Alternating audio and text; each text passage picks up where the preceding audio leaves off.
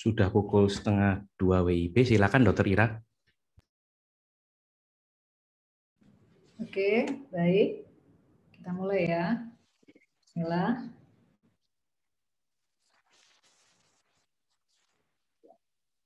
Assalamualaikum warahmatullahi wabarakatuh. Selamat siang serta webinar sekalian. Puji syukur kita panjatkan kehadirat Allah Subhanahu wa taala karena siang ini kita masih diberi kesehatan ya, diberi kesempatan untuk hadir di kegiatan webinar yang terselenggara atas kerjasama Perhimpunan Dokter Paru Indonesia dan PT MSD. Topik yang akan diangkat kali ini masih relevan dengan kondisi sekarang ya, yaitu Management of Community Acquired Pneumonia in Adult Patient. Nanti akan menampilkan dua panelis yang expert di bidang masing-masing. Namun sebelum memasuki acara inti, kami akan mempersilahkan Ketua PDPI Pusat untuk memberikan sepatah kata. Sambutan akan diwakili oleh Dr. Fathia Isbania, SPP, konsultan. Kami persilahkan Dr. Fathia untuk memberikan sambutan. Ya, terima kasih. Assalamualaikum warahmatullahi wabarakatuh. Suara saya jelas? Ya, jelas. Ya, terima kasih Dr. Irawati. Selamat siang teman-teman semua. Terima kasih kepada sponsor PT MSD yang telah memberikan kesempatan kepada PDPI untuk membawakan webinar ilmiahnya siang ini dengan judul Management of Community Acquired Pneumonia in Adult Patients. Seperti kita ketahui bersama, COVID-19 telah menyita perhatian kita, dan jangan lupa kita juga harus setelah pasien-pasien pasca COVID dengan gangguan paru itu akan lumayan banyak. Sehingga apabila pasien-pasien tersebut nanti masuk kembali ke rumah sakit, kita juga harus memperhatikan strategi apa yang harus kita berikan, antibiotik apa yang harus kita berikan kepada pasien-pasien tersebut. Nah, pada webinar kali ini akan menitik beratkan bagaimana terjadinya patogen yang resisten pada pneumonia komunitas dan tata laksananya. Sekali lagi terima kasih kepada para pembicara, Prof. Amin, moderator Dr. Irawati, yang berkenan untuk mengisi acara siang ini.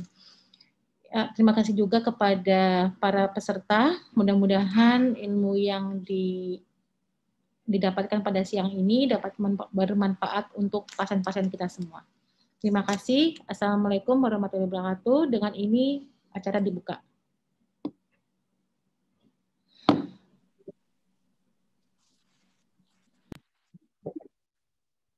Oke, terima kasih Dr. Fathia. Jadi setelah pembukaan acara kita langsung masuk ke acara inti. Topik kita kali ini adalah Management of Community Acquired Pneumonia in Adult Patient. Kita akan langsung mengundang pembicara pertama, Prof. Dr. Amin Subandrio, PhD, STMK. Saya sedikit membacakan kurikulum vitae beliau, meskipun Prof. Amin sudah sangat ngetop nih, Prof. Jadi Prof. Amin lahir di Semarang 2 Juli tahun 1953. Kemudian menyelesaikan S1 dan SPMK di Universitas Indonesia. Beliau mendapatkan PhD dalam bidang imunogenetik di Kobe University, Jepang. Beliau sangat interest di studi tentang emerging and re-emerging infectious disease and antimicrobial resistance. Jadi sangat tepat kalau kali ini Prof kita persilahkan untuk membawakan materinya tentang potential resistant pathogen in community acquired.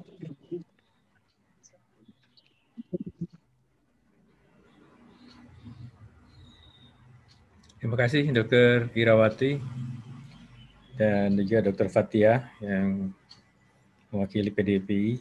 Assalamualaikum warahmatullahi wabarakatuh. Salam sejahtera, salam sehat buat kita semuanya.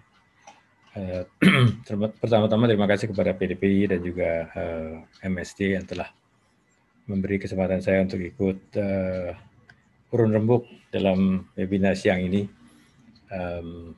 untuk membahas sedikit resensi. Jadi terus terang saya mesti switch sebentar otak saya yang saban hari bicara tentang COVID, sekarang bicara kembali ke resensi. Izinkan saya untuk share screen.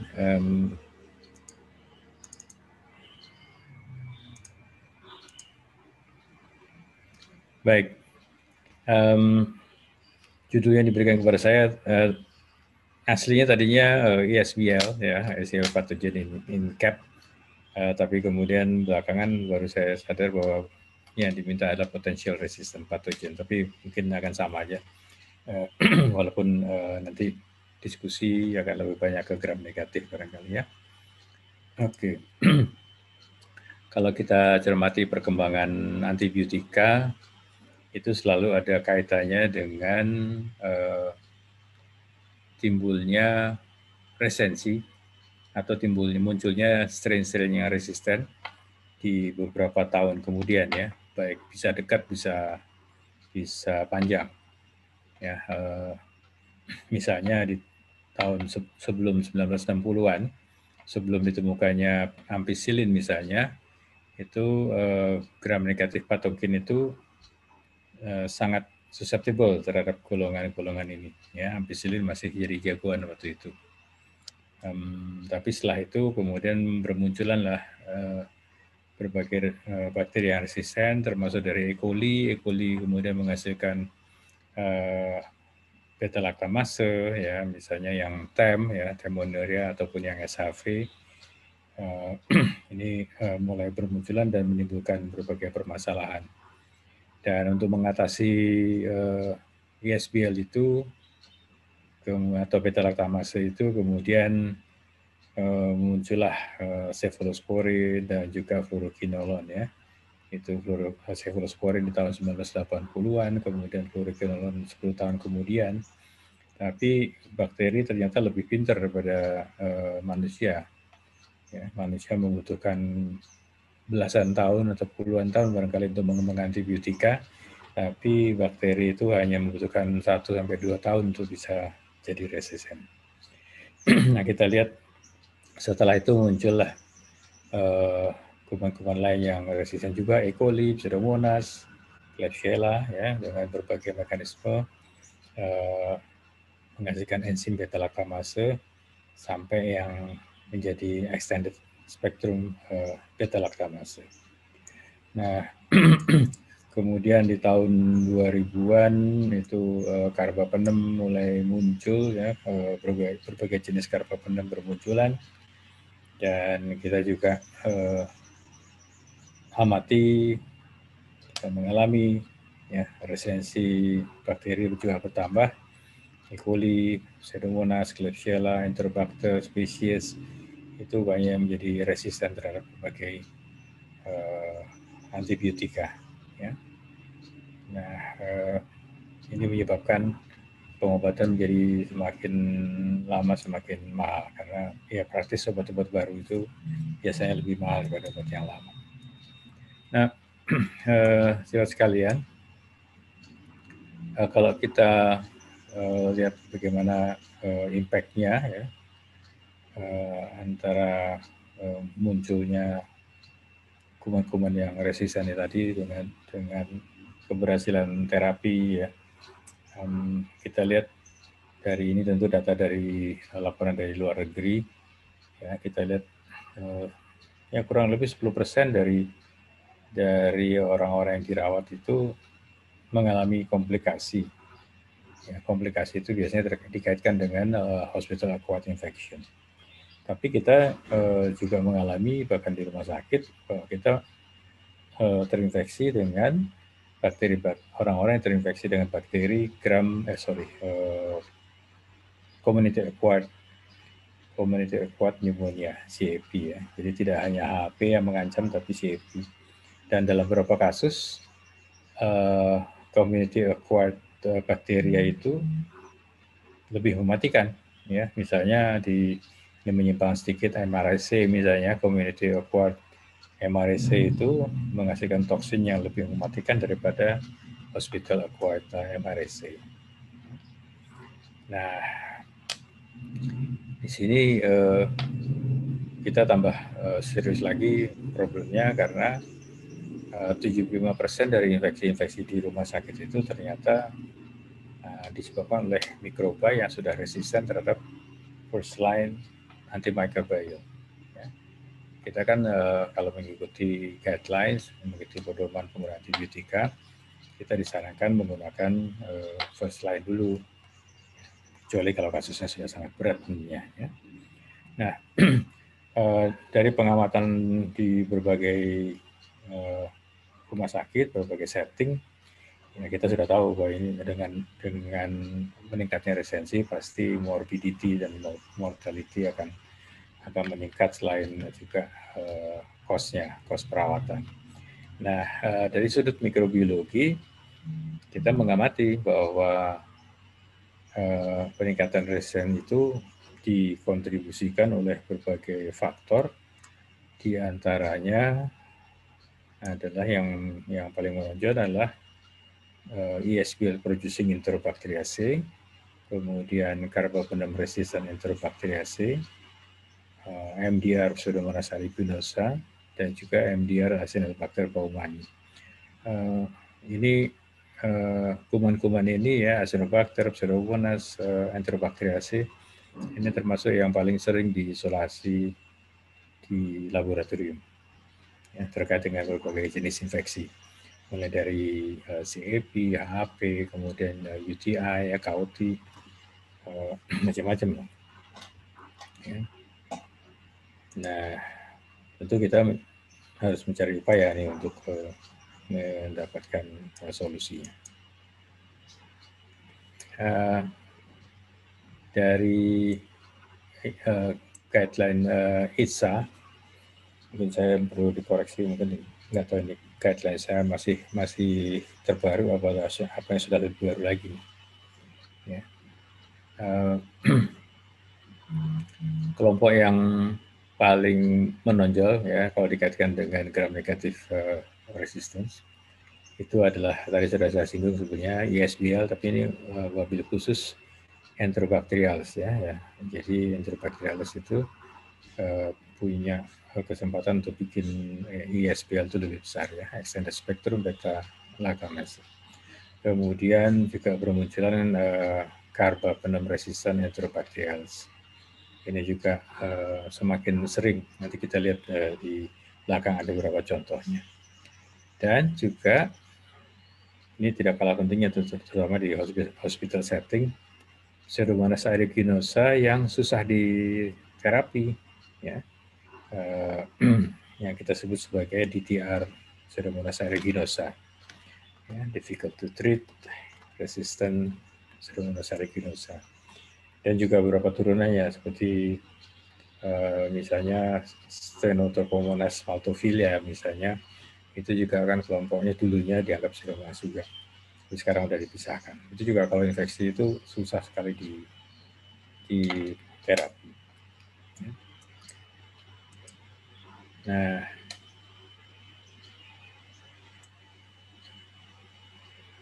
dari kelompok Klebsiella pneumonia ini kita mengamati yang punya sifat resisten terhadap carbapenem atau yang menghasilkan sebetulnya carbapenemase.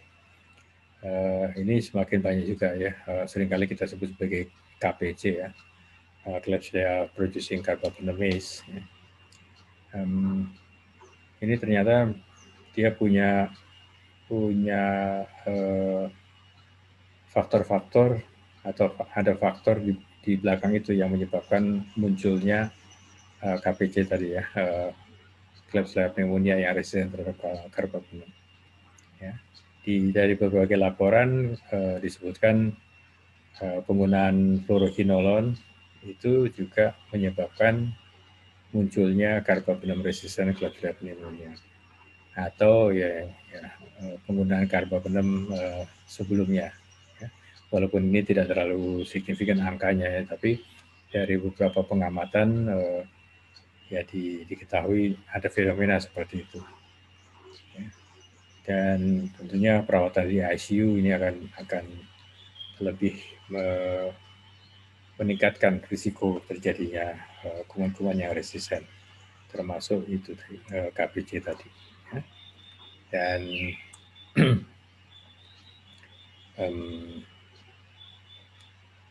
kelihatannya penggunaan antibiotika yang lebih dari satu, ya, ini juga menjelaskan bahwa pemberian antibiotika yang sudah lama atau dikombinasi, ya, atau sudah berkali-kali, itu juga sangat menambah risiko terjadinya atau munculnya karbapenemis resisten Klebsiella pneumonia. Beberapa mekanisme dari resistensi yang ditengarai ada ya cukup banyak. Kita sudah pernah mempelajari ini, yaitu bisa karena permeabilitas dinding sel bakteri itu berubah ya, sehingga bakteri antibiotiknya lebih sulit masuk ke dalam sel, atau si bakteri itu mengembangkan satu mekanisme yang memuntahkan kembali antibiotika yang sudah masuk ke dalam selnya, ya, kita sebut sebagai efflux pump. Ya. Kemudian juga bakteri bisa mengubah targetnya, misalnya target antibiotika penisilin itu kan di dinding sel, nah itu mereka bisa modifikasi sehingga antibiotiknya tidak bisa bekerja. Kemudian juga beberapa bakteri menghasilkan enzim, ya, misalnya kita sudah kenal enzim beta-laktamase. Nah, beberapa bakteri ternyata memiliki kemampuan untuk menghasilkan beta-laktamase dalam jumlah yang cukup signifikan. Nah, belum lagi bakteri-bakteri itu sekarang selain dia pakai mekanisme kimia atau enzimatik, dia juga bisa bikin benteng, ya. Jadi dia kalau sudah berkumpul sama teman-temannya, nah dia membentuk apa yang disebut sebagai quorum sensing, ya, terjadi ya, mereka saling ngerumpi lah gitu ya antara bakteri, sehingga kemudian mereka bersepakat untuk membentuk biofilm. Ya, jadi ini biofilm secara mekanik akan menghambat kontak antara antibiotika ke bakteri yang menjadi sasarannya. Dan biofilm ini bisa terjadi di mana saja, bisa di kateter, ya, kateter vena bisa, kateter urin bisa, di semua medical device yang invasif juga bisa masuk di situ, ventilator juga bisa ditumbuhi oleh biofilm. Ya. Jadi selain mekanisme enzimatik, juga mekanisme fisikal. Oke, nah ini beberapa contoh dari beberapa jenis dari enzim beta-laktamase, ya, ada beberapa kelasnya, saya tidak akan bahas terlalu detail ke sini. Intinya bahwa kalau kita bicara beta-laktamase, ya, enzim beta-laktamase itu sebenarnya tidak cuma satu. Jadi mekanisme untuk mengatasinya juga ternyata harus disesuaikan dengan mekanisme yang ada. Ya. Nah, dari daftar ini saya akan memperlihatkan saja bahwa yang tipe yang manapun, ya, atau kelas yang manapun dari beta-laktamase itu ada semua di Enterobacteriaceae dan kelompok yang non-fermentous. Di yang tipe C ini bahkan ada di Citrobacter, ya, Enterobacter. Ya, jadi dari sini pun kalau misalnya teman-teman sempat sebelum memberikan antibiotika, bisa memperhatikan kelompok antibiotika mana yang bisa diberikan. Ya. Oke, nah saya lanjutkan. Ya. Nah, ya ini ada catatan sedikit bahwa enzim karbapenamase ini, ya, yang kelas A, ini bisa menghidrolisir atau mengganggu, merusak antibiotika, ya, yang dikombinasi dengan enzim penghambat enzim beta-laktamase. Ya, kita kenal kan ada beberapa yang sudah fixed combination, ya. Misalnya ampicillin subactam, amoxiclav, atau cefoperazone subactam, piperacillin subactam, itu kan sudah ada kombinasi dengan beta-lactamase inhibitor. Nah, ini bakterinya semakin cerdik sehingga inhibitornya pun bisa dirusak sama dia, ya, bisa dihidrolisir. Oke. Nah, dari situ kemudian kita bisa juga melihat dari pengamatan ini, tentu studi dari luar negeri yang menunjukkan bahwa beberapa jenis bakteri yang harus kita perhatikan kalau kita menghadapi infeksi, utama di rumah sakit. Ya, jadi kelompoknya adalah ESBL producing Enterobacteriaceae, kemudian MDR Pseudomonas aeruginosa, kemudian KPC, ya tadi saya sudah singgung, ya, carbapenems resistant Klebsiella pneumonia, dan juga bakteri-bakteri yang menghasilkan enzim metallobeta-laktamase. Walaupun yang menghasilkan metallobeta-laktamase ini mungkin tidak terlalu serius, tapi yang dianggap serius adalah bakteri-bakteri Enterobacteriaceae yang menghasilkan ESBL dan juga MDR Pseudomonas aeruginosa. Sayangnya di Indonesia kita belum punya data yang sebagus ini yang bisa dengan baik memperlihatkan angkanya, tapi kita bisa benchmark aja ke negara-negara maju yang sudah punya angkanya. Jadi kita lihat yang serius ini bisa menimbulkan kematian dalam jumlah besar, ya, presentasinya cukup besar juga. Nah, selain itu yang juga yang sedang emerging adalah KPC ini, ya, Klebsiella producing carbapenemase. Tadi saya sudah singgung bahwa dengan semakin banyaknya infeksi yang disebabkan oleh bakteri penghasil ESBL, maka kemungkinan terjadinya kematian itu semakin tinggi. Ya. Ini beberapa meta-analisis yang sudah dipublish, ini menyebutkan crude mortality-nya itu mencapai 34%. Ya. Dibanding dengan yang non-producer itu 20%. Ya, jadi ada peningkatan sekitar 14%, ya, perbandingannya dari yang dengan antara tanpa SBL dengan yang menghasilkan ESBL. Ya, jadi dari sini kita bisa melihat betapa pentingnya kita mengetahui apakah infeksi yang mengenai pasien kita ini itu disebabkan oleh ESBL atau bukan. Oke. Nah, untuk mengatasi hal itu ada tentu para peneliti berupaya untuk mengembangkan komponen-komponen antimikroba yang baru. Ya. Walaupun kita ketahui untuk menghasilkan antibiotika itu effortnya sangat besar. Dan ini ada beberapa sih antibiotika bukan baru, tapi kombinasinya yang baru. Ya. Walaupun ada juga nama-nama baru yang muncul. Ya, kita lihat misalnya ceftolozan tazobactam, ini juga belum lama di approve oleh FDA. Ya. Kemudian ceftazidime digabung dengan avibactam, kemudian eravacycline, ada meropenem dengan, ya ini masih experimental medicine. Ya. Kemudian ada plasmicin, dan ini saya kira yang sudah mau dipasarkan imipenem relebactam. Ya, ini adalah kombinasi antara carbapenem dengan beta-lactamase inhibitor. Ya. Mungkin nggak lama lagi bisa kita lihat. Oke, nah bagian berikutnya saya akan share dengan teman-teman pengalaman di salah satu setting rumah sakit aja.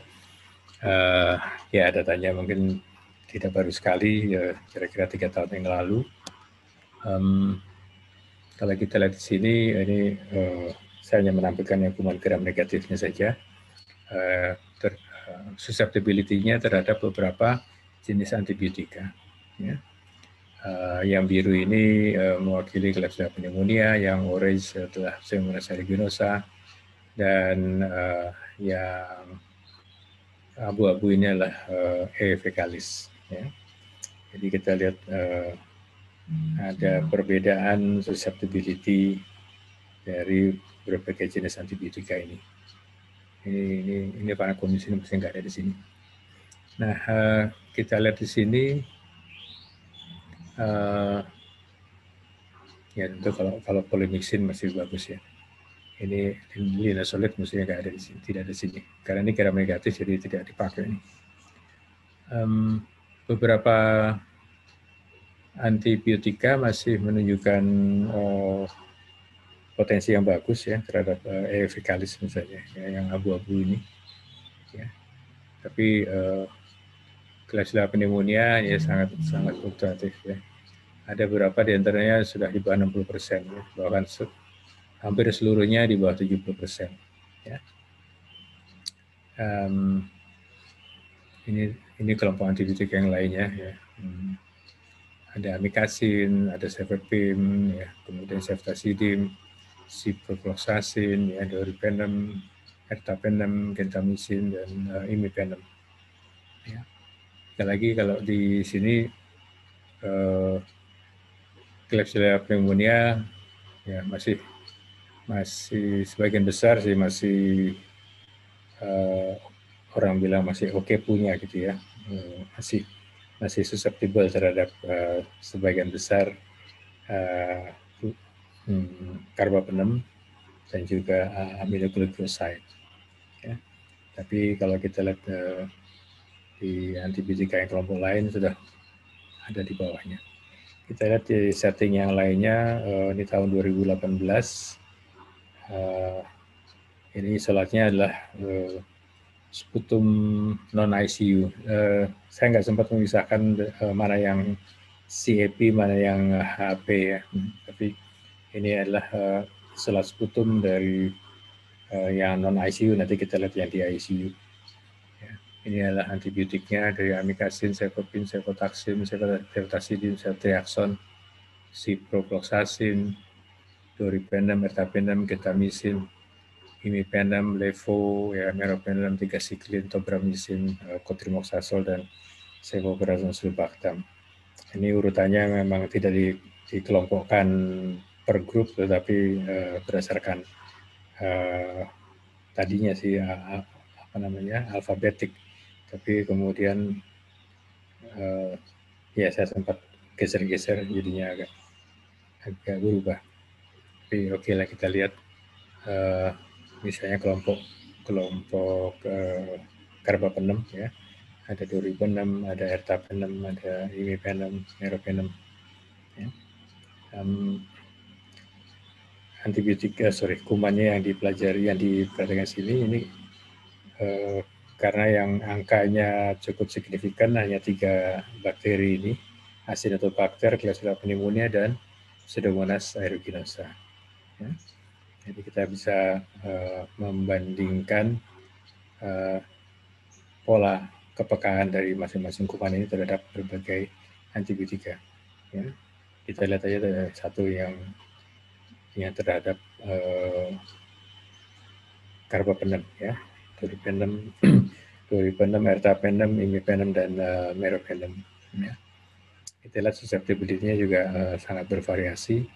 Yang Yang cukup menggembirakan adalah yang Klebsiella pneumonia ini, ya, susceptibility-nya masih cukup baik. Ya, bahkan ada yang mencapai 100%. Oke, kemudian kalau yang dari ICU nih ya, ini adalah ICU sputum isolate di tahun 2018. Rumahnya yang biru adalah Acinetobacter, kemudian ada E. coli yang merah, Klebsiella pneumonia yang abu-abu, Pseudomonas aeruginosa yang apa nih warnanya nih, orange ya, orange, dan juga Serratia marcescens. Serratia marcescens ini dulu zaman saya mahasiswa tidak dianggap sebagai patogen. Bahkan ini karena Serratia marcescens itu koloninya bagus gitu ya, merah terang. Pokoknya koloninya warnanya cantik sekali. Sehingga itu kemudian dipakai sebagai praktikum memperlihatkan flora mulut. Jadi mahasiswa itu diminta untuk kumur-kumur suspensi kuman Serratia marcescens karena waktu itu dianggap bukan patogen. Nah, setelah kumur-kumur, kemudian mahasiswa diminta untuk bicara di depan plat, ya, plat media. Nah, nanti besoknya dilihat itu berapa banyak tuh kuman Serratia marcescens yang tumbuh di plat itu. Tapi sekarang praktikum itu udah nggak boleh lagi karena Serratia marcescens itu ternyata patogen dan bisa menimbulkan masalah di paru-paru juga. Kalau sampai sepsis juga berat. Ya, jadi jangan pakai untuk praktikum lagi. Oke, kembali ke laptop, kita lihat aja di yang biru-biru ini adalah Serratia marcescens, dia pada umumnya masih susceptible terhadap sebagian besar antibiotika.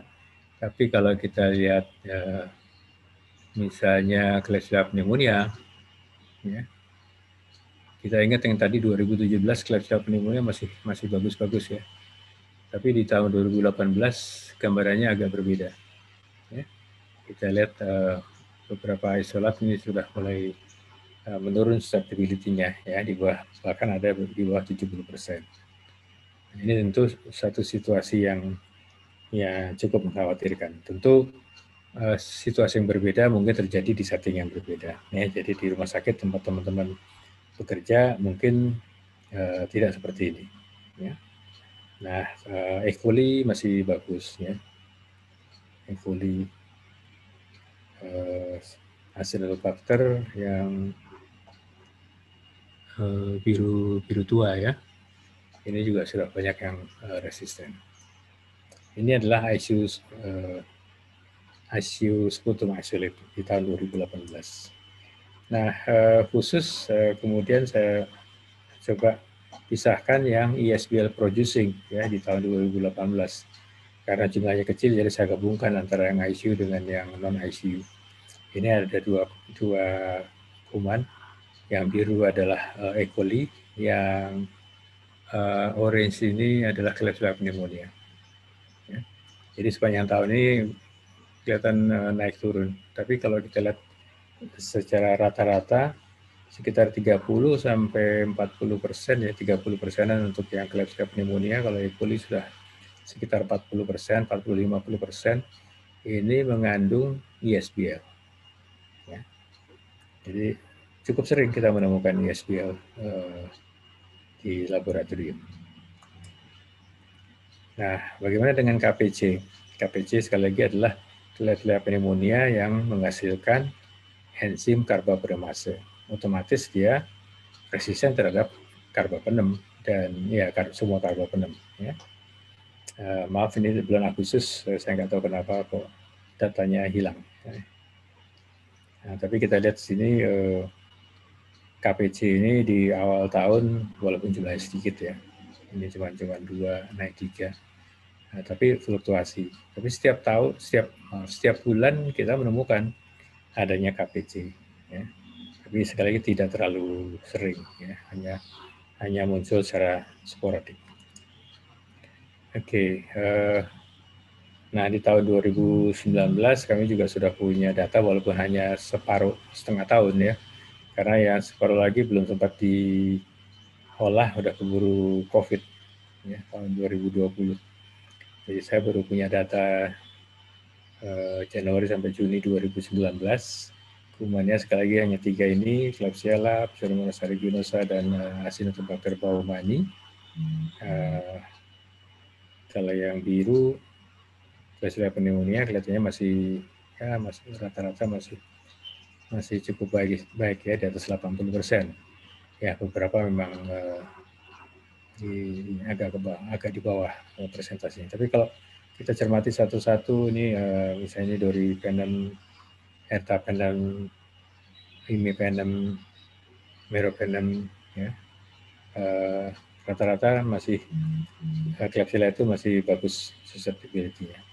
Ya.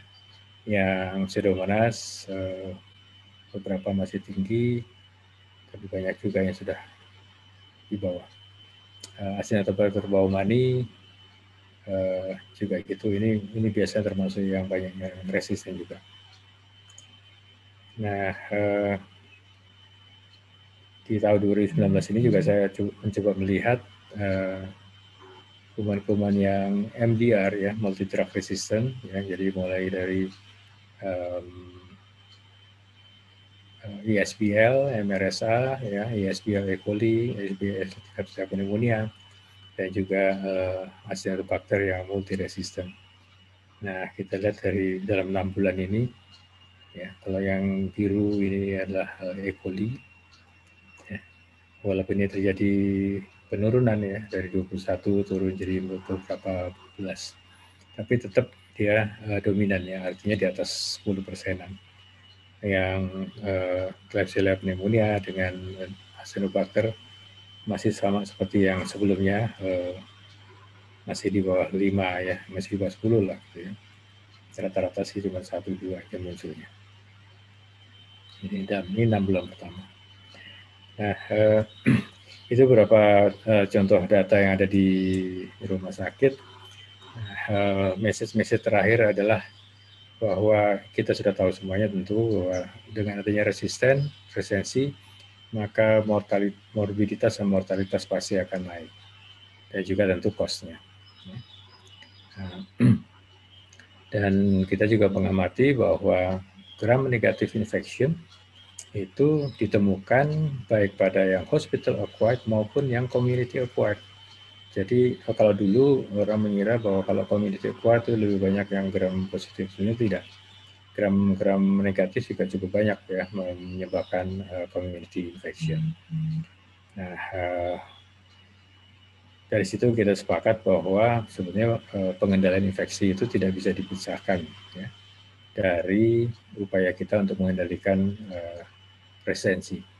Jadi di rumah sakit itu kalau ada 2 komite pengendalian infeksi sama komite pengendalian resensi antibiotik, itu mestinya akrab itu ya, harus kerjasama atau bahkan kalau bisa dijadikan satu. Nah, tadi juga sudah kita bahas ada beberapa mekanisme terjadi resensi ya, baik ada mekanik ya melalui pompa efflux dan sebagainya, sampai kemudian pembentukan biofilm, tapi ada juga yang enzyme mediated. Ya. Semuanya menyebabkan MIC-nya akan meningkat. Ya. Nah, beberapa upaya yang bisa kita lakukan, misalnya kita melakukan optimasi dari farmakodinamik dari antibiotik itu.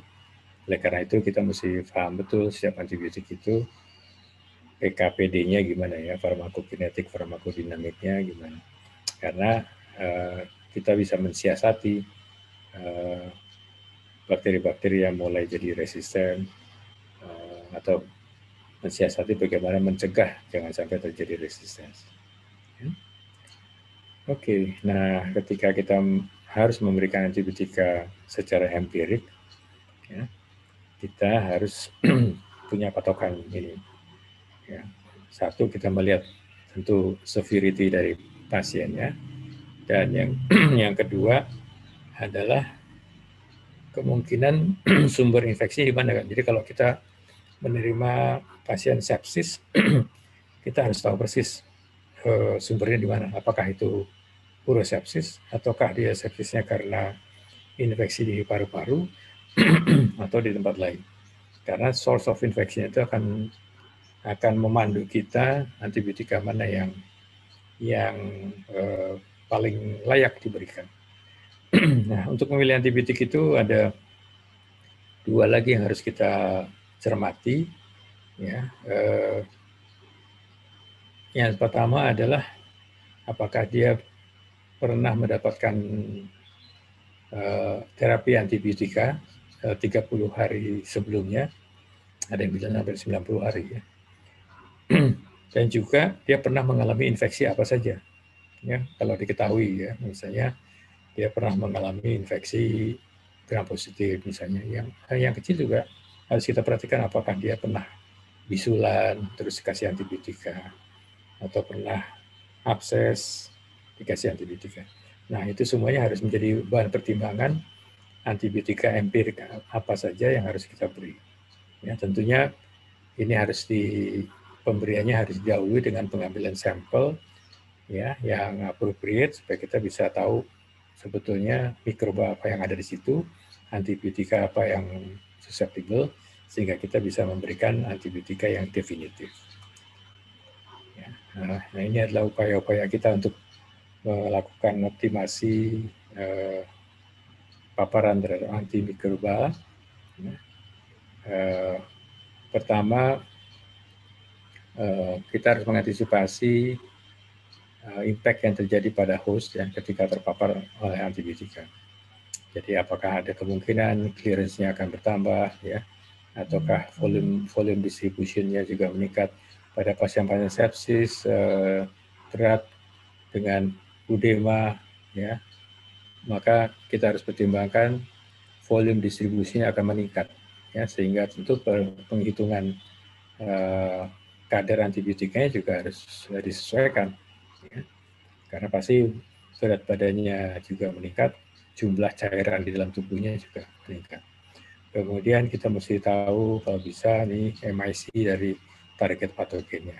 Nah, kemudian kita bandingkan dengan MIC yang bisa dicapai oleh antibiotika itu dengan dosis yang kita berikan. Ya. Nah, kemudian yang ketiga adalah kita mesti melakukan optimasi farmakodinamik ya, dengan pertama memilih tentu dosis yang paling ditolerir oleh si pasien. Kalau perlu, yang kedua kita menyesuaikan cara pemberiannya.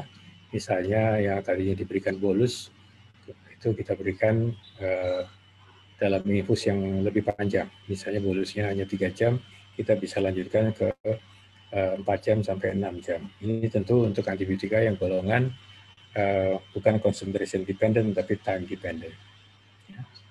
Atau kita juga bisa mempertimbangkan combination treatment ya, terapi kombinasi. Ya tentu kalau ada antibiotika yang lebih poten ya kita akan lebih senang ya. Walaupun seringkali antibiotika yang poten ini juga harganya juga poten juga. Nah, kita juga perlu menyadari bahwa obat yang termahal itu adalah obat yang gagal, ya, obat yang tidak kerja. Jadi walaupun kita sudah beri, tapi kemudian obatnya hilang lagi ya karena clearance-nya bertambah atau tidak mencapai MIC ya, jadi tidak efektif, itu adalah obat yang termahal. Ya. Nah untuk itu kita harus dengan cermat memperhatikan faktor-faktor ini. Saya kira itu siapa sekalian yang dapat saya share siang ini. Mudah-mudahan bermanfaat sebagai penyegar saja. Terima kasih atas perhatiannya. Assalamualaikum warahmatullahi wabarakatuh. Terima kasih Pak Amin atas presentasinya yang komprehensif. Kita nanti akan berdiskusi kalian di akhir sesi. Jadi kita akan langsung ke pembicara kedua tentang the strategy of treating hospitalized community pneumonia with carbapenem. Akan diantarkan oleh Dr. Fathia Iqbania. Dr. Fathia Iqbania ini adalah staf di Rumah Sakit Persahabatan dan di Departemen Pulmonologi dan Kedokteran Respirasi FKUI. Beliau menyelesaikan S1 sampai S3 di UI dan saat ini Dr. Fathia adalah Ketua Divisi Infeksi di Departemen Pulmonologi dan Kedokteran Respirasi FKUI. Saya langsung mempersilahkan Dr. Fathia untuk mempresentasikan. Terima kasih Dr. Irawati. Assalamualaikum warahmatullahi wabarakatuh. Terima kasih semuanya. Siang ini saya akan membawakan strategi bagaimana sih kita mengobati pasien pneumonia komunitas yang dirawat inap dengan golongan obat karbapenem. Ya. Memang judulnya agak langsung ke jenis golongan obatnya, tapi tidak apa-apa, saya akan membawakannya secara umum dulu. Ya, jadinya sebagai pendahuluan bahwa pneumonia komunitas adalah penyakit infeksi akut pada parenkim paru. Ya, tetapi penyebabnya adalah kuman yang didapatkan di komunitas atau di masyarakat. Ya, karena nanti kita akan mengenali ada kuman yang di komunitas, ada kuman yang di rumah sakit.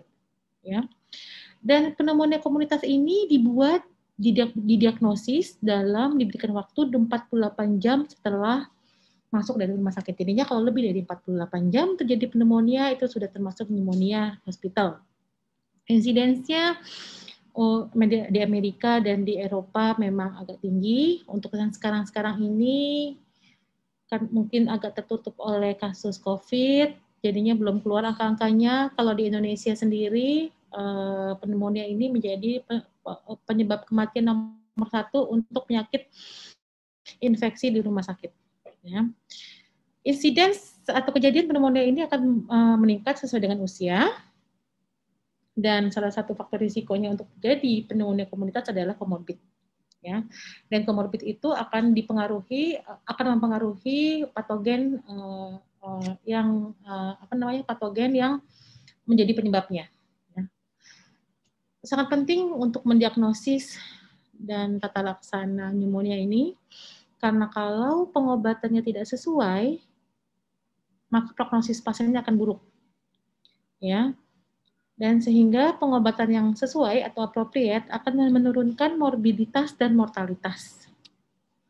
Nah, gambaran klinisnya mengingatkan saja ada tanda-tanda infeksi seperti demam, leukositosis, ada produksi sputum, sesak napas, takipno, batuk, nyeri, pleuritik. Dan ada gambaran infiltrat baru atau bertambah pada fototorak tanpa adanya penyebab yang lain, ya, selain infeksi. Untuk gejala dan tanda klinis itu akan berubah, ya, akan berbeda pada orang usia lanjut dan atau imunokompromis, ya. Dan diagnosis untuk pneumonia komunitas ini akan dikomplikasikan dengan penyakit penyerta seperti ada gangguan kardiorespirasi atau gambaran klinis pneumonia yang tidak khas, ya. Nah, penyebabnya sudah barang tentu bahwa terjadinya pneumonia apabila mekanisme pertahanan paru dan tubuh itu dikalahkan oleh patogen-patogen tersebut, ya, sehingga terjadi infeksi paru. Dan patogen penyebab terjadinya pneumonia komunitas ini sangat bervariasi dan banyak sekali penyebabnya. Biasanya patogen predominan di semua kelompok usia adalah Streptococcus pneumonia, Legionella, Bacillus gram negatif, influenza spesies, dan Staphylococcus aureus. Sedangkan kalau yang prevalensinya lebih sedikit itu seperti yang bakteri yang atipik, ya, seperti Mycoplasma pneumonia, Chlamydophila dan lain-lain. Nah, ini adalah patogen penyebab yang paling sering ditemukan. Jadinya dibagi menjadi dua bagian, yaitu pasien rawat jalan dan pasien rawat inap. Pasien rawat jalan itu biasanya Streptococcus pneumonia, Mycoplasma pneumonia, pneumonia, dan kalau yang pasien rawat inap itu dibagi dua lagi, ICU dan non ICU. Ya, kalau misalnya yang non ICU seperti biasa Streptococcus pneumonia, Mycoplasma pneumonia, Chlamydia pneumonia, sedangkan kalau misalnya yang ICU yang berat itu banyak sekali banyak disebabkan oleh gram negatif. Nah, apabila kita sudah mendiagnosis pasien sebagai pneumonia komunitas, kita langsung memberikan antibiotiknya. Ya, yang pertama adalah timingnya. Kapan kita harus memberikan antibiotik? Jadinya antibiotik itu kita mulai segera setelah kita mendiagnosis pasien tersebut pneumonia.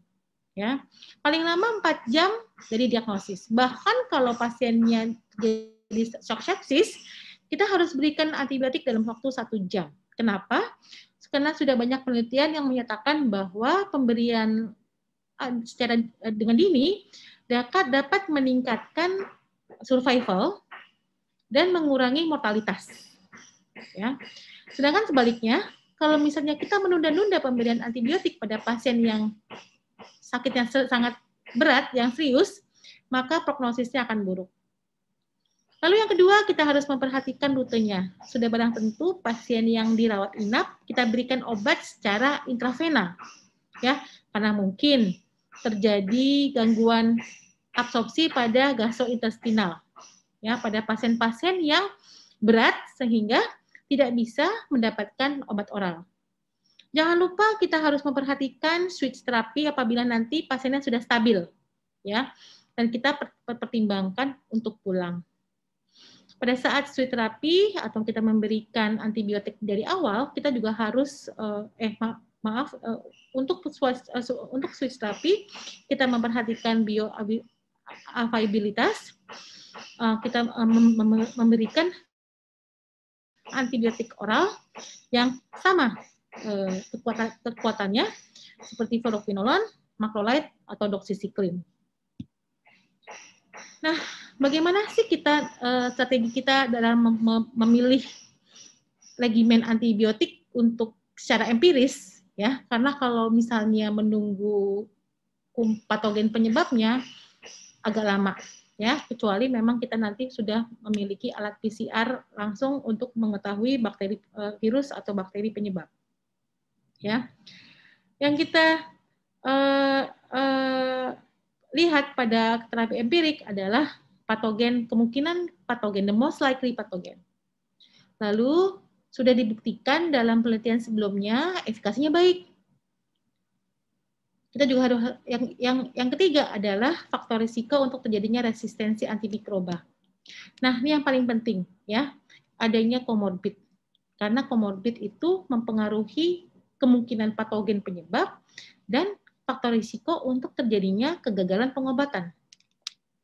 Faktor-faktor epidemiologi, misalnya riwayat perpergian atau epidemik, lalu kemungkinan obat tersebut terjadinya resistensi, misalnya terlalu sering digunakan pada suatu sumber rumah sakit, diberikannya obatnya itu-itu saja. Farmakokinetik dan dinamik, keamanan dan biaya. Nah, ketika kita mendapatkan pasien dengan pneumonia komunitas, kita juga harus memikirkan derajat beratnya atau derajat beratnya pneumonia tersebut, ya, atau severity assessment, penilaian derajat beratnya pneumonia. Karena penilaian tersebut dapat membantu kita untuk membuat keputusan klinis.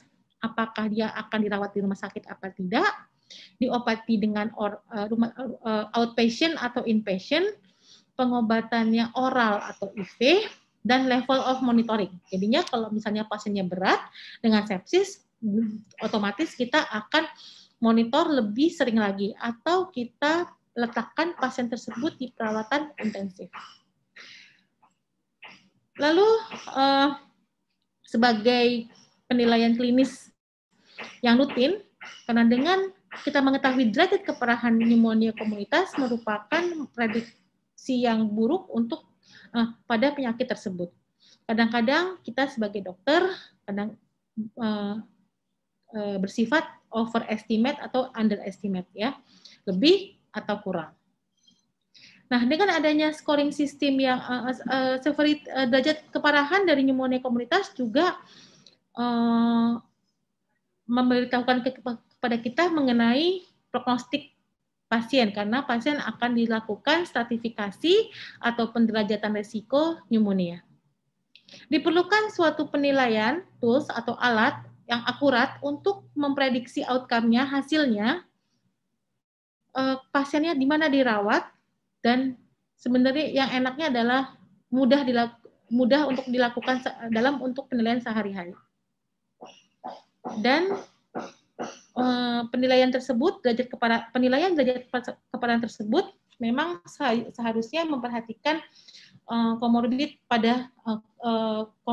dan hasil klinis maupun laboratoris, ya.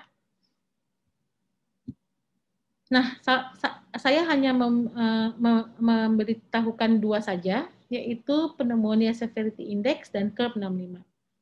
Pneumonia Severity Index itu atau PSI memang ini sudah ratusan ribu pasien menggunakan, sudah ikut dalam trial validasi PSI ini. Ya, PSI terdiri dari 20 jenis, ya, memang agak complicated, demografik, komorbid, dan variabel klinis. Hasilnya akan membagi 5 kelas faktor risiko untuk mortalitas 30 hari, yaitu kelas 1, 2, 3, 4, dan 5. Dengan AUC-nya untuk mortalitas 0,47 sampai 0,83. Dan PS ini memang direkomendasi oleh ATS ISAR Guideline, memang agak kompleks dan sulit untuk implementasi secara rutin sehari-hari. Nah, ini adalah PSI, ya. Ada usia, jenis kelamin, apakah dia penghuni Pantiwerda, ada komorbid, ya, bukan penyakit yang dia temukan pada saat itu, tapi komorbidnya pasien. Lalu ada temuan laboratorium dan radiologi, ya.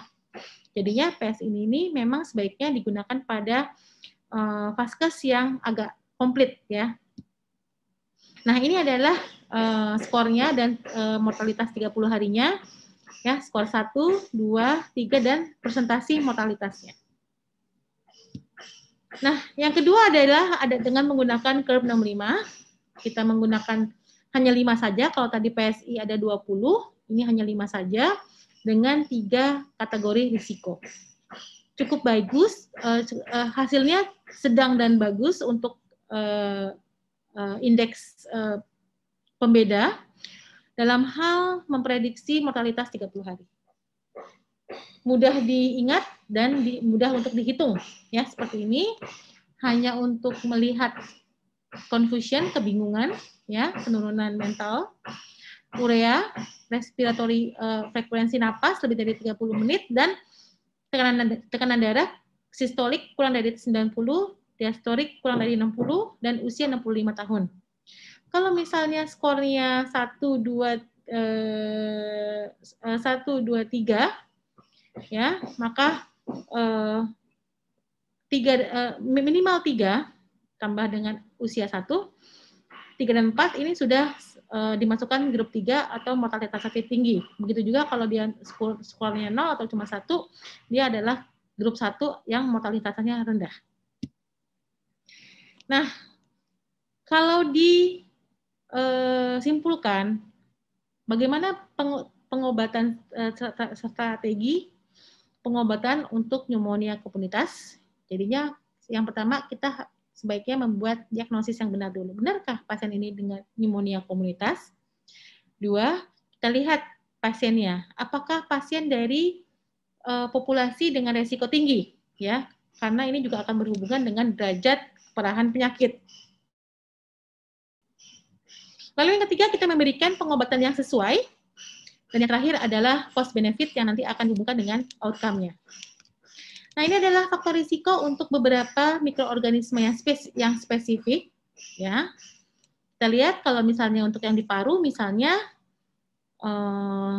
pasiennya sering terjadi Pseudomonas aeruginosa karena misalnya pasiennya PPOK, dia bolak-balik menggunakan antibiotik ya.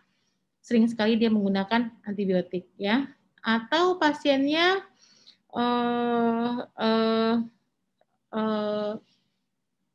demensia, gangguan kejang, ada gangguan stroke, PPOK juga bisa HIV. Nah, kita memikirkan kemungkinan pasiennya terkena Streptococcus pneumonia, misalnya seperti itu. Nah, maaf ini kecil sekali, ini saya dapat dari update 2019, ini sangat baik sekali saya pikir. Jadi kalau apabila kita mau memberikan antibiotik kepada pasien, kita harus tahu pasiennya alergi apa tidak terhadap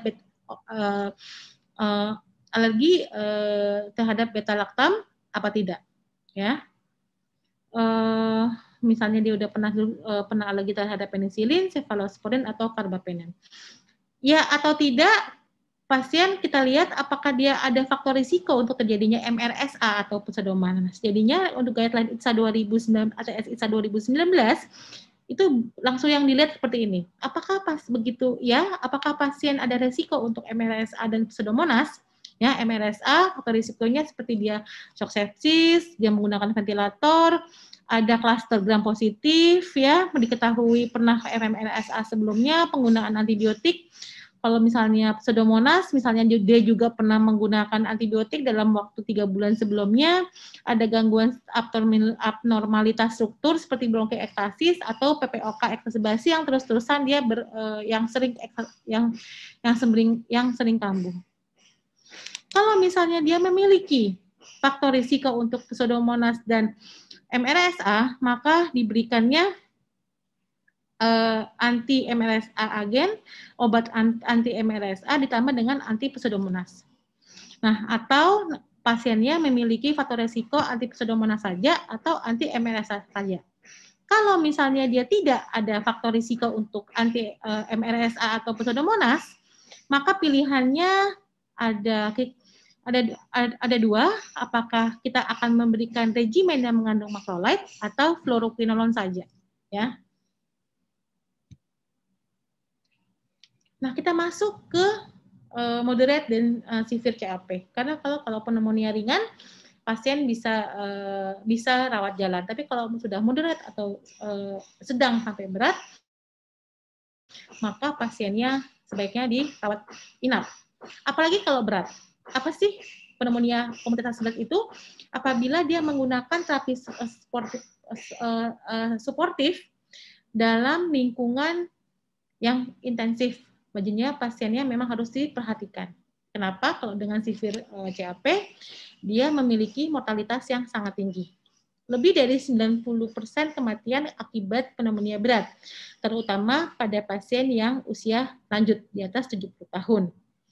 Apabila pasien masuk dalam kamar ICU, maka dalam mortalitas dalam 28 harinya, dia sudah 17%. Kalau dia menggunakan ventilasi mekanik, 24%. Kalau dia terjadi shock sepsis, akan meningkat lagi hampir 30%. Nah, ini adalah kriteria mayor minor untuk pneumonia komunitas yang sedang berat. Kalau misalnya yang berat, apabila 1 kriteria mayor atau 3 atau minimal 3 dari kriteria minor. Ya, kriteria mayornya dia menggunakan septic shock, dia menggunakan vasopresor, menggunakan ventilasi mekanik. Kalau yang minor ya silakan dibaca. Nah, ini yang terbaru adalah strategi pemberian inisial pada pasien rawat inap berdasarkan level severity dan resiko terjadinya resistensi obat. Jadi memang yang dilihat bukan hanya level severity, tetapi juga kemungkinan terjadinya resisten obat. Ini karena ini merupakan masalah sekarang, apalagi di zaman COVID ini, hampir semua pasien diberikan macrolide dan fluoroquinolone, ya kan? Nah, untuk pasien yang pneumonia berat, itu pilihan standar regimennya memang agak luas ya, diberikan range-nya.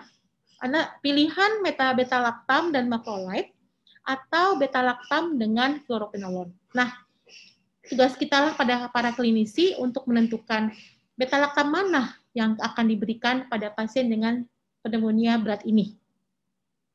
Karena tidak semua akan diberikan misalnya ini itu tuh terus ya. Memang harus ada strateginya. Nah, ini pneumonia pada orang tua yang saya masuk ke dalam pneumonia orang tua ya.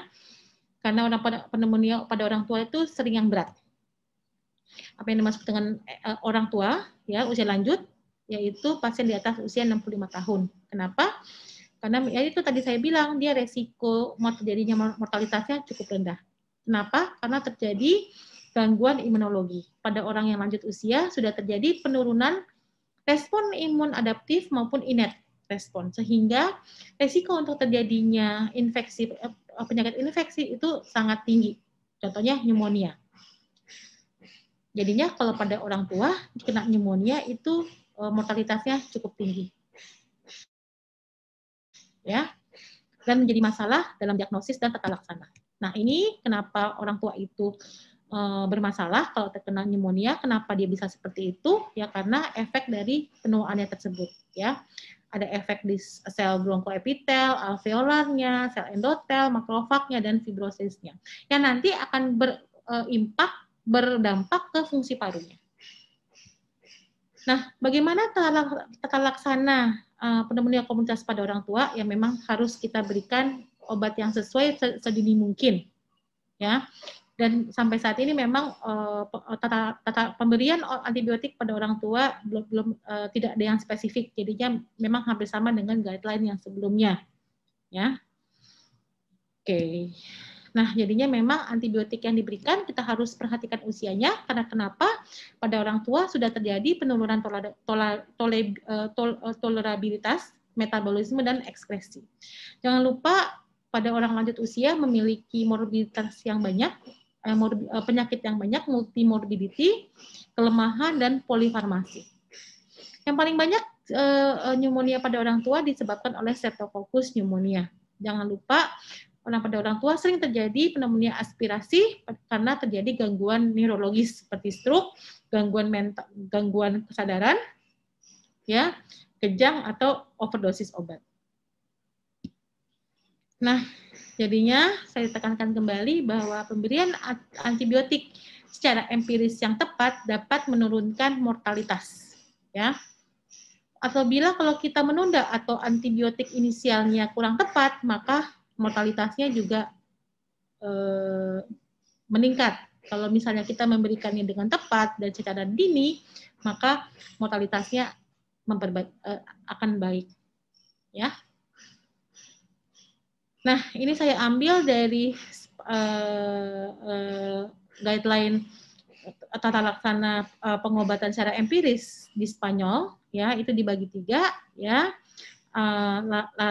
Ada yang pasien yang dengan tanpa kelemahan, dengan kelemahan, dan patogen yang tidak, yang jarang, ya.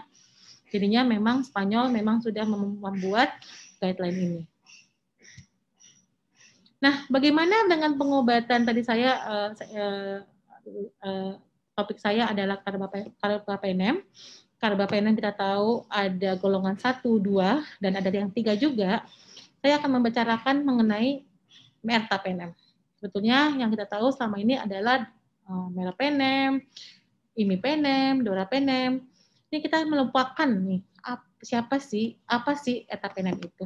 Jadinya bagaimana peranan ertapenem untuk pasien-pasien yang dirawat inap. Ya. Ertapenem adalah beta-lactam yang secara struktural hampir sama dengan meropenem, ya. Dan biasanya ertapenem itu diberikan pada infeksi sedang sampai berat yang disebabkan oleh patogen gram positif, aerobik atau anaerobik. Dan biasanya diberikan pada bakteri yang memproduksi extended serum beta-lactamase. Oleh sebab itu, tidak diindikasikan untuk infeksi yang disebabkan oleh penicillin resistant Streptococcus pneumonia, MRSA, Pseudomonas, dan Acinetobacter. Merupakan alternatif yang biasa digunakan untuk pneumonia komunitas dengan faktor risiko gram negatif, kecuali Pseudomonas dan Acinetobacter. Sangat berguna untuk pasien-pasien yang sudah pernah mendapatkan antibiotik sebelumnya, dan yang dengan infeksi polimikrobial. Ya, sangat direkomendasikan apabila obat-obatan untuk CAP-nya masih banyak yang sensitif. Ini ada beberapa penelitian mengenai ertapenem untuk pneumonia komunitas yang berat, memang baik digunakan untuk pasien-pasien yang usia lanjut. Ya, ini juga ada beberapa. Ya, jadinya ertapenem ini lebih baik untuk pasien-pasien yang usia lanjut dengan yang complicated, ya, yang dengan kelemahan juga. Nah, ini juga ya yang mengatakan ertapenem ditolerasi dengan baik dan efektif hampir sama dengan cefepime untuk pengobatan awal pneumonia di hospital. Ya, jadinya ertapenem adalah kelas antibiotik karbapenem. Di aktivitasnya gram positif aerobik, ya, gram negatif aerobik, ya, E. coli, H. influenza, Klebsiella pneumonia, anaerobik juga bisa. Lalu dia ini mekanisme of action-nya, dia menyebabkan dinding sel cepat mati, ya, dengan dia mengikat konvalen, ya, dan menghambat biosintesis mukopeptida bakteri, dinding sel bakteri. Ya, ini juga bersifat bakterisidal. Farmakodinamiknya adalah time dependent, ya. Farmakokinetiknya seperti ini, ya, half-life-nya 3,8 jam. Apabila pasien dengan gangguan ginjal, kalau misalnya dia lebih dari 30, masih lebih dari 30 mililiter per menit, tidak perlu disesuaikan, tapi kalau dia kurang dapat kita berikan setengahnya. Nah, pada pasien dengan gangguan hepar tidak perlu di-adjust. Nah, jadinya bagaimana ertapenem dalam pengobatan? Ya, ini ertapenem adalah memiliki spektrum yang unik, ya, untuk gram positif, gram negatif, aerob dan aerob, ya. Dia sangat baik dalam melawan bakteri SBL, tetapi memang kurang untuk Pseudomonas atau Acinetobacter. Sehingga ertapenem dapat digunakan untuk infeksi pneumonia komunitas sedang berat, resiko ISBL, tetapi resiko rendah untuk Pseudomonas.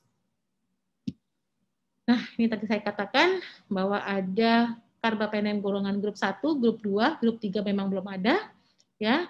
Memang grup 1 adalah ertapenem yang kita kenal, sedangkan grup 2 sering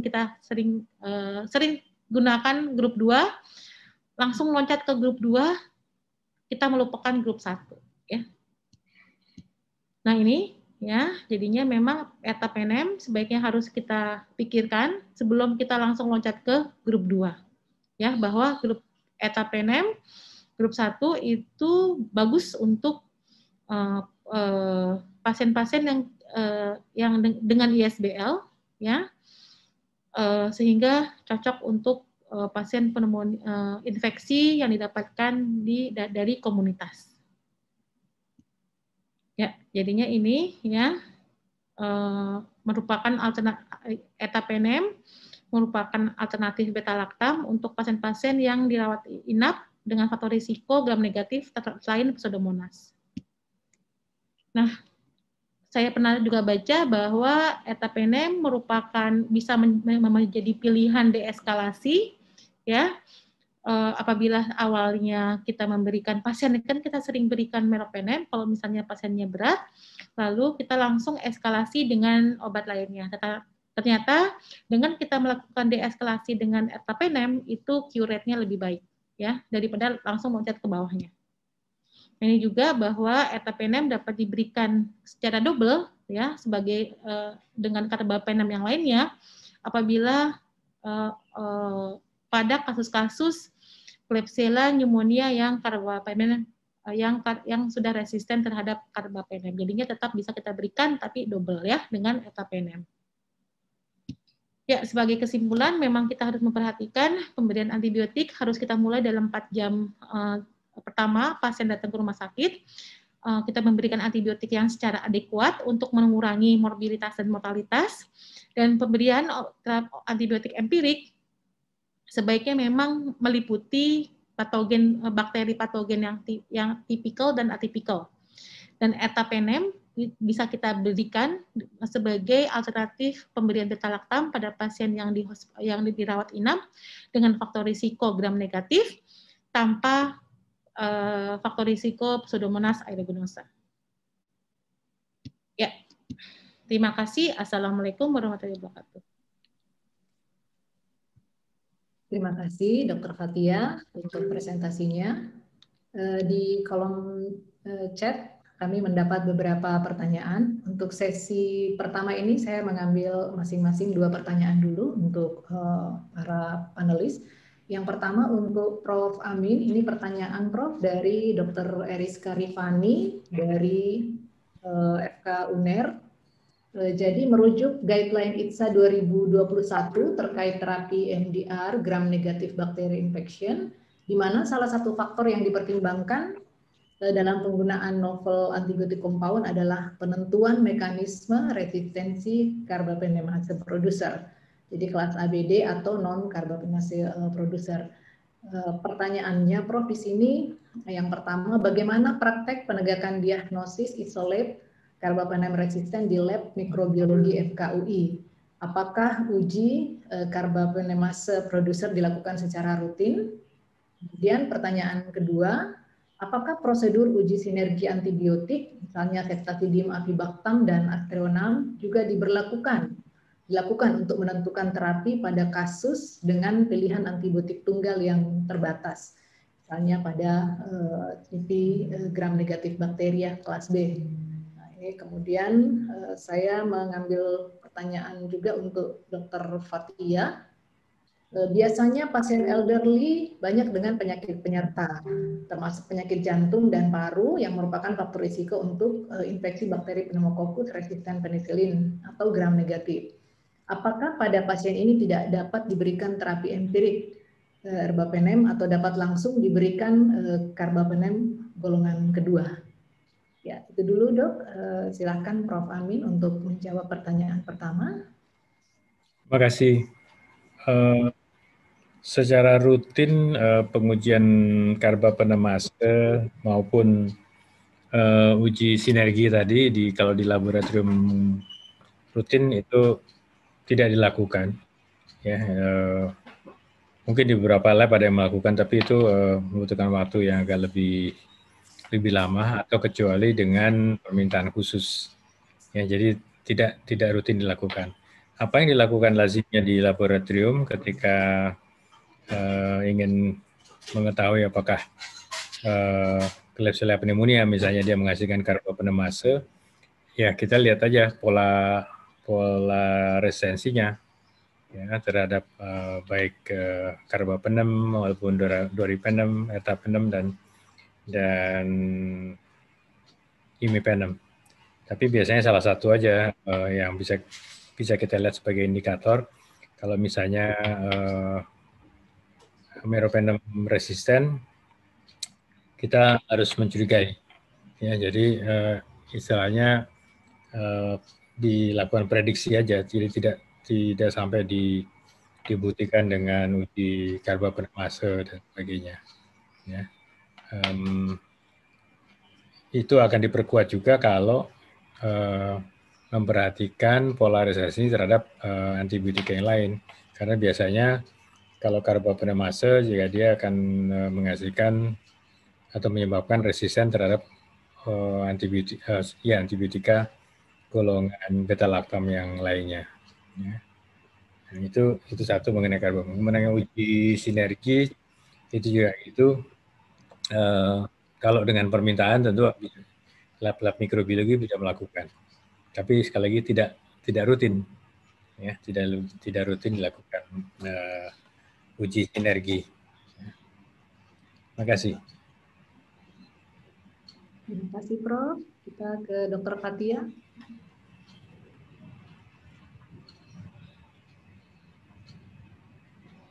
Ya, Jadinya untuk pertanyaannya tadi, biasanya banyak orang tua ya dengan penyakit penyerta jantung dan paru yang faktor risiko untuk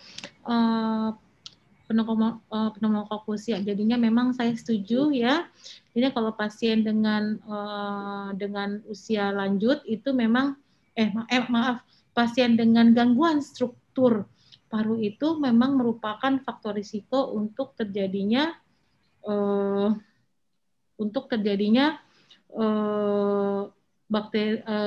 patogen Pseudomonas ya. Jadinya memang untuk Pseudomonas kurang bisa diberikan ertapenem.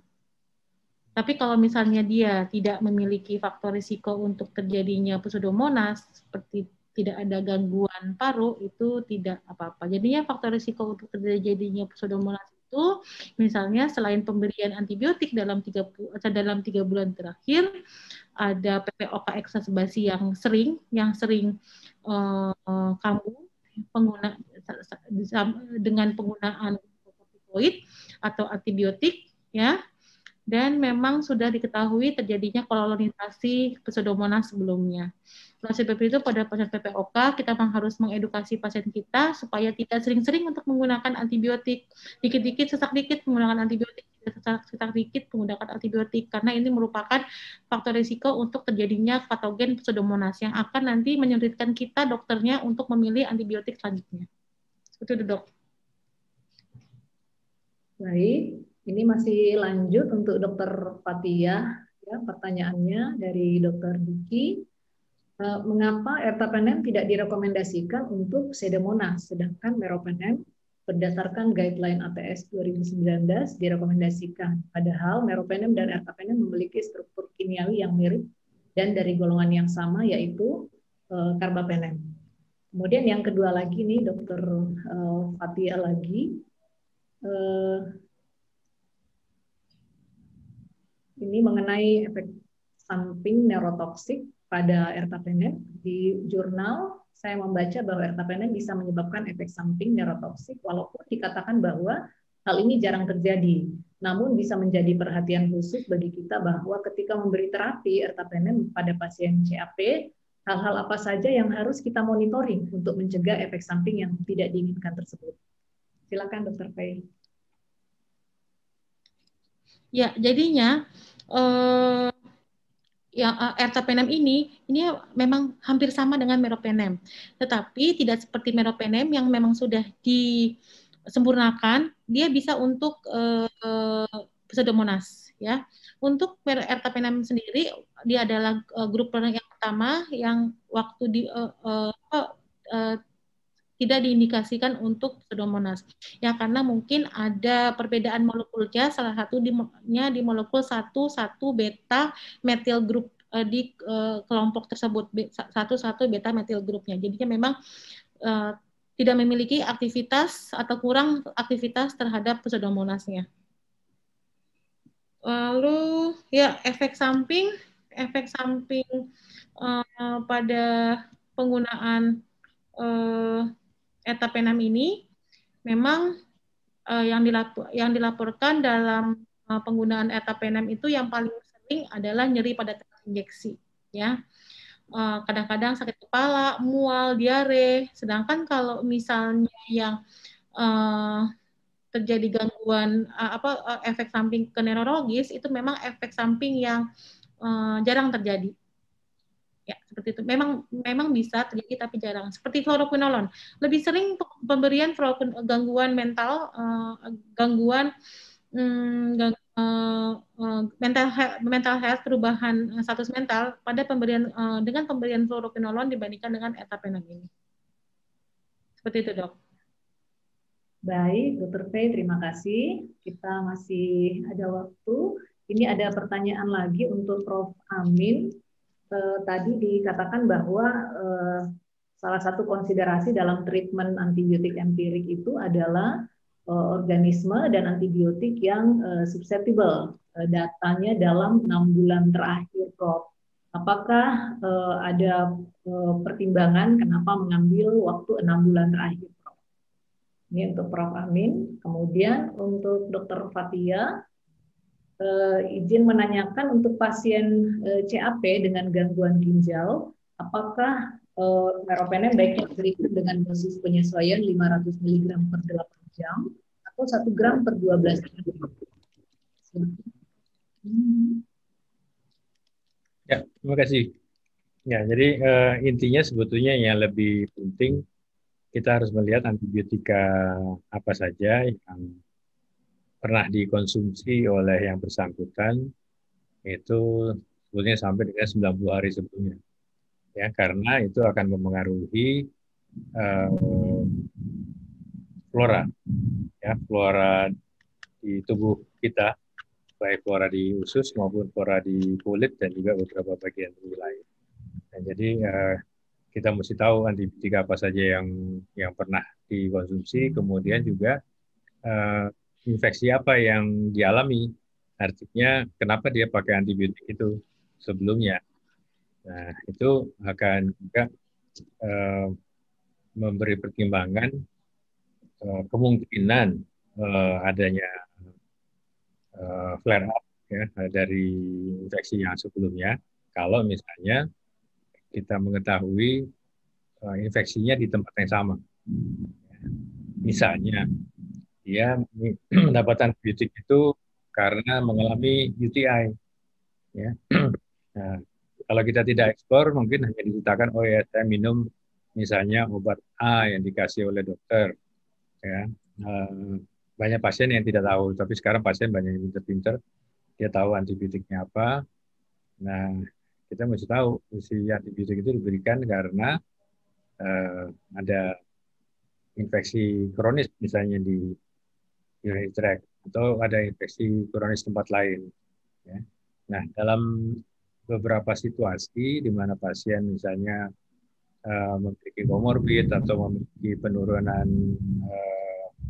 kekebalan, ya, itu bukan tidak jarang, artinya cukup sering itu ada korelasinya antara sumber infeksi yang sudah lama dengan infeksi yang dialami saat itu. Ya, tadi Dr. Fathia sudah menyebut kalau pasien masuk dengan paru-paru, kemungkinan tentu yang kita pertimbangkan adanya kemungkinan community acquired. Tapi juga jangan lupa